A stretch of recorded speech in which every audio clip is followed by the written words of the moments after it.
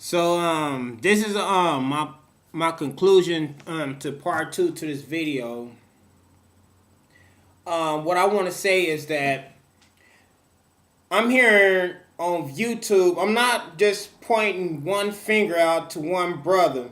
I mean, I hear a lot of brothers on YouTube, say things like, you know, they call black women bitches. They talking about how they look, how their hair is. But see, the same thing when you say something about that black woman, it's just the same thing you saying about the woman that fed you, that carried you for 9 months, that fed you, that took care of you when you was sick. Because I know my mom did. That's why I love the woman. You see, the thing is that, to me, I don't consider black woman as a bitch, or weaving her hair and all this and that. Because I'm gonna tell you like this. Let's be honest now. I would say back in 83, all the way to like 1986 or something like this. What about the time when you was growing up? Because when you seen a sister with weave on, you wanted that.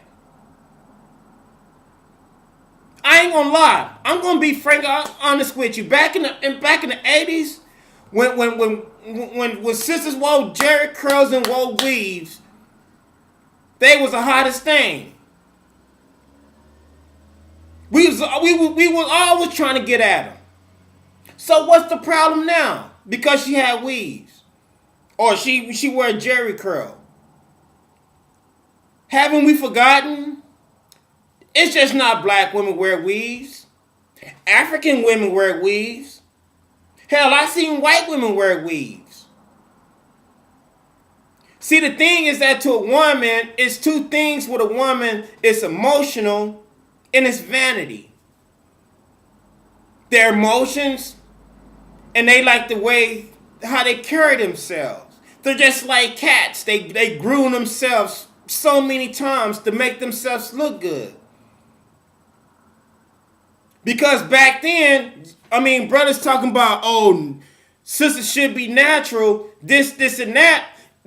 To me, back then, if a woman came up to you with an afro, you would have laughed at her. Oh, look at her with that big ass afro on their head. And let's not forget, if a sister came up to you with short natural hair, because you're gonna call all kind of bald head bitches. So what's the problem now?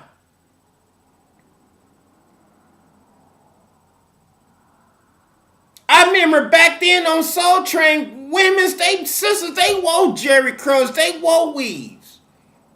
It's just not the black woman is trying to change her looks.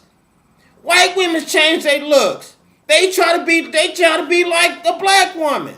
If you say a black woman trying to be like a white woman trying to be like a black woman. Why? Because the thing is that if a black woman put perm in her hair or straighten her hair out with a straightening comb, which this shit been happening since the 1920s and in the 1930s all the way to the 1950s, it was like that. You look at Coretta Scott King, you look at Betty Shabazz, you look at Elijah Muhammad's woman. They didn't have no natural kinky fucking hair. Their hair was hot comb or it was pressed down. It was like a straight figure.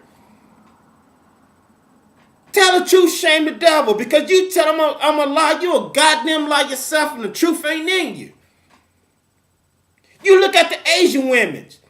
They fucking their eyes up. Okay, if a black woman she wear weaves, and with Jerry curls, whatever, she considered trying to be white.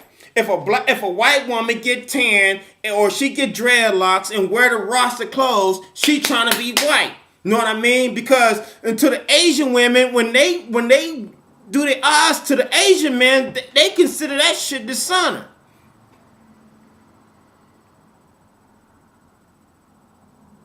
The thing is that between a black man and a black woman, it's got to be understanding and fucking trust, just like a relationship. You gotta compromise things. You can't compromise nothing because right now the black woman's corrupted and the black man's corrupted due to the people that own fucking hip hop. White supremacy. I mean, it's the honest God fucking truth. The more they put that shit out there, that's the thing that they gonna think of. I don't think a woman, especially a grown fucking woman, should be wearing tennis shoes. Shouldn't be dressing all hip. Dress like a fucking woman. To the man, be a fucking man. You're not a kid, and both black men and black women, you're not fucking kids. That's the reason why black women and black men act the fucking day because of hip hop. Now back then you couldn't act them because black man was a strong man. He went and worked, took care of his household. Only thing he did was came home, ate his fucking dinner. Black woman, she did all the mothery thing. Everything is all fucking corrupt right now. Everything's all fucked up. Everything's wiped out. And the funny thing about it is that we are the fucking laughing stock. We all on stage. And they're the fucking audience. Now, if I offended somebody, I got to the point I done apologize on some couple videos. Right now, if you take this offense or whatever floats your boat. I don't give a fuck.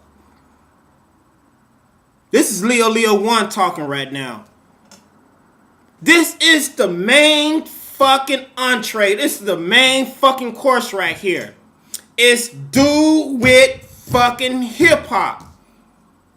Motherfuckers like Lil Wayne and all them. First of all, what he said about Emmett Till, that was fucked up. He will pay for that soon right there. Because when a person drink fucking cough syrup and take prescribed medication at the same time, that's gonna fuck your head up. Brothers and sisters, if we don't get our shit together, because already we sitting on a fucking powder keg right now. We sitting on a fucking powder keg.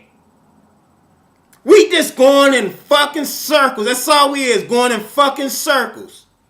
And when we go in circles, the people that's fucking oppressing us, they spinning the shit around. Cause we going in fucking circles. We don't know what direction is. But I would tell you like this, I don't give a fuck what goes on. I'm always gonna respect my black women. Cause my mother's black, my grandmother's black, my great-great-grandmother's descendants from fucking slaves. On and on and on to the fucking generations. I ain't gonna ever turn my back on a black woman. Because white people's not gonna turn their back on their women. Part 3 coming up.